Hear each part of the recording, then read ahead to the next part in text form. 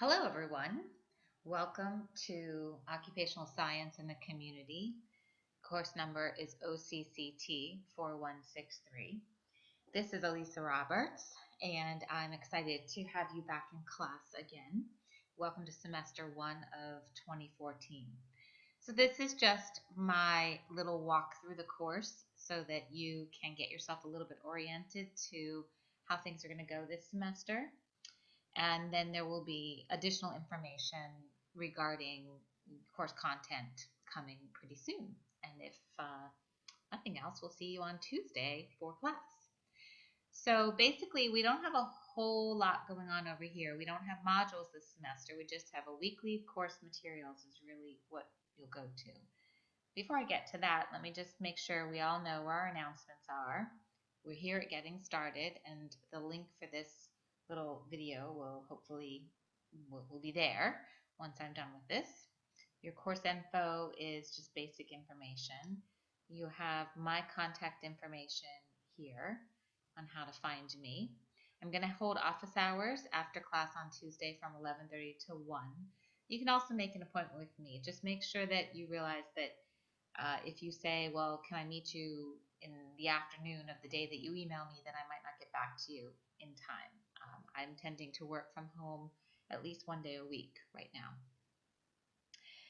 Let's see, what else? Course outline, you'll find here. It's pretty lengthy, as we always make them, because it's chock full of information. Okay, some of the things that I want to point out in this is just to make sure that you do read the course content and that you go over this. It is one of those 10-week courses, so there's plenty for you to do. We'll be doing most of this in face-to-face mode, and there will be several aspects of web-based learning components. So there will be some online lectures, I guess you'd call them. We will also have some face-to-face lectures, if you will, or discussions and tutorials. And you'll be using the journal feature this semester, which is more of a communication between you and I, not you and your classmates. Okay. It looks like a pretty complex timetable, but that's hopefully going to become very clear to you as to why it looks so complicated and why I guess some would argue it is complicated, but we'll go over more of that on Tuesday. Please read through this and come with any questions that you have on this course outline on Tuesday's class at 9 a.m. We're calling it lecture. However, we're in a classroom HE10, so that's going to let us have a little bit more discussion and move around time and activity time than pure lecture. I have arranged for Echo to record that period of time. I do think, though, for the times that we actually have on-campus lecture, you will actually get more out of it if you come. We don't have it every week. So let's see. You'll notice that there is what I call self-directed or online learning. That's some time that you'll have to watch some information online or post your reflections or a combination. The tutorials are approximately twice a week for 5 out of the 12 weeks. Lecture is about 2 hours for 11 weeks, we could say. In a way, you might say if it's 8 weeks here, it might be a few extra weeks here, but we'll go over the details of that. The practical time I'm calling fieldwork time. There's a few weeks where you will have to get out into the community and do some exploration at the beginning of the semester and later on in the semester, and we'll talk more about those details on Tuesday. And then there's something I'm calling a seminar, which is a 3-hour class that each of you have signed up for. Those are during week 6. Essentially, they're presentations that you're going to do, but I've decided to call it a seminar. Okay, so what I think I've tried to accomplish in this class is to use the time that we have together very efficiently and with a lot of foresight, in the sense of let's come together when I feel like I can really offer you something live, or when you can offer me something live. You're going to see that the assessments in this course I think are very practical, and therefore I've incorporated them or embedded them into the weeks that we would normally just be having class, or the times as best I could. Naturally, because there's so many of you, we had to spread the seminars over 4 different seminars. You do not have to attend anything more than the one that you've enrolled in. Similarly, during week 11 down here, you don't have to attend the other tutorial. You just attend your tutorial.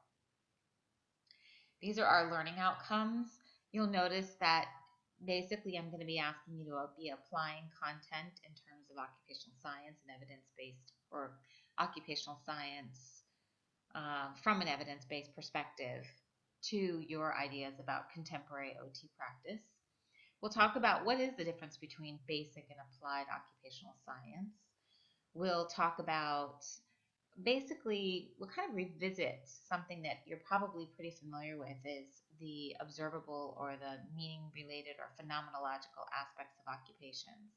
You're going to be analyzing some of this out in the community and building interventions from there.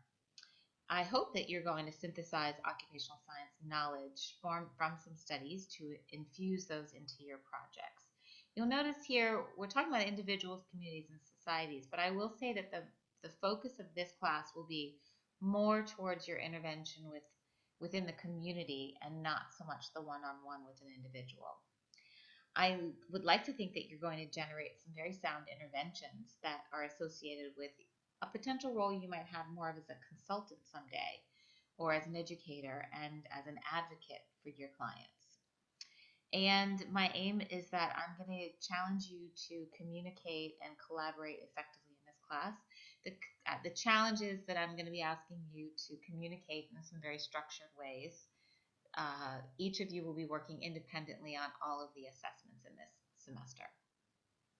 These are the big topics of course content. And what else? Let's see. You do not have a textbook in this class. Okay, the textbook that I probably will require someday will be this Willard and Spackman book. You have, I think, the 11th edition.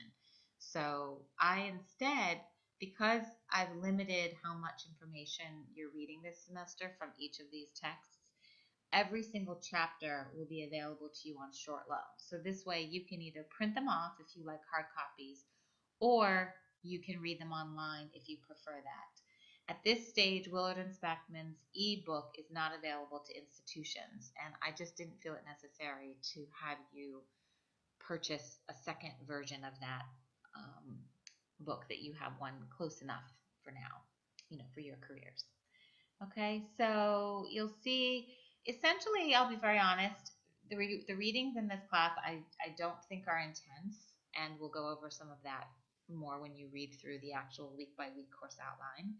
You're not being tested on any of the content formally, so I guess some would argue that you don't have to do any of the reading. I think that the reading is going to help you with these assessment items, that you will have an easier time earning better grades if you do the readings. So, you know yourself best. So we'll go from there. And we'll look forward to your feedback on whether or not that's the case. If you tell me that these readings really had nothing to do with the assessments, then I respect that, and I want to know that information. Let's see, other reading materials. Some of it will be in the form of journal articles, again, that are associated with short loan. You'll have to go find some of your own journal articles to read naturally, and maybe even some other information from textbooks, some websites. I'm going to put up some narrated video lectures as well on the Blackboard site. So, I think at this point, fourth year, first semester, you know what to expect from a course like this. My aim is that you will come prepared for the lectures that you choose to attend and the tutorials that you choose to attend. Again, it's not compulsory. I just think it's going to be worth your while to attend. The ones that you do have to attend naturally are the ones where you are presenting information for an assessment. Let's see, what else? So basically, assessment items. Please read through this. You're going to be doing analysis, reflection, and application. We'll talk more about that when we are in class. And you're going to be doing an outline of a framework that you're going to eventually turn in at the end of the semester. So there's sort of a building block here. The reflections are going to be journal postings. Here are the dates. And then the application of the content, one will be in the form of a brief call to action presentation. That's an 8-minute presentation I'm going to teach you how to do. And then you will either be preparing a public service announcement by video or a poster that you'll present to class. We'll talk again about the specifics of that, but I feel that it's important to give you a bit of a choice. Some of you don't mind using technology and video, and others of you might prefer doing something more through written media. So we'll talk more about that, but I wanted you to have some choice. This big note is very important. To pass this course, you must get at least a 50% in the class, and you must attempt every single one of these assessments. And what we're calling an attempt is what a reasonable person, you or I, would determine is a diligent, full, and honest effort under the same set of facts or circumstances. So turning in a document with your name on it and one sentence would not be considered an attempt, in my opinion, and hopefully not in your opinion. Okay. To some degree, there's possibility that this course outline will change a bit, and that will be obviously only to optimize your student learning. Please make sure that you read this information about what is compulsory and what is not, details about what happens if you turn something in late, how you're going to get feedback. I am going to be asking you to participate in some feedback on my teaching, which is different than feedback on the course. I need that for my probation. And let's see, you have all these policies that hopefully you are familiar with already. Let's see. This is more information that's going to give you just a bit more information about all the assessments and the nature of the course. You will notice on this course that there are some to be announced pieces of information because some things are in development in this course. I promise, though, I will respect your time and my time and make sure things get to you in a timely manner. Okay. This is the course outline in terms of the week-by-week outline, I should say. Basically, it's organized by week. And I've called it what you're going to do on campus because, I really don't like the word lecture for what we're going to do on Tuesdays. Tutorials, which, again, you don't have every week, but we have them in the beginning of the semester a little bit. Essentially, what I'm trying to do is every week have some live component to the class and every week have some online component. But there's only, I think, 2 weeks out of the whole semester where you're going to have a lecture and tutorial in one, and that's one of the first weeks is one of those weeks. But then there's going to be at least some weeks where you might just have online information. Okay, so the second column here you'll see, and you'll see this again on the website on Blackboard, that there's information that's on your own and fieldwork. Your readings are here. I'll show you how you can find information on that. You'll notice that the readings get much lighter as we go through the semester. Okay, they lighten, they lighten, they lighten. Okay, I will bring your attention. There will be a guest lecture before recess, and I will let you know by recess what we're doing right after recess. I may have to be at a research conference, but please do not book extra lengthy vacations during this time. Okay. What else? So you can read through this. Please read through it carefully and make sure you ask me any questions. The rubrics are here. I will say they are subject to change. The more that I start working with Blackboard, the more I realize that how I write a rubric and how Blackboard writes a rubric are different, so I need to make some adjustments to that. This is the one rubric that already exists on Blackboard, so that's the most accurate one. Okay? So I'm going to stop here and then I'll give you a second portion of getting started that will let you see a little bit more into the class.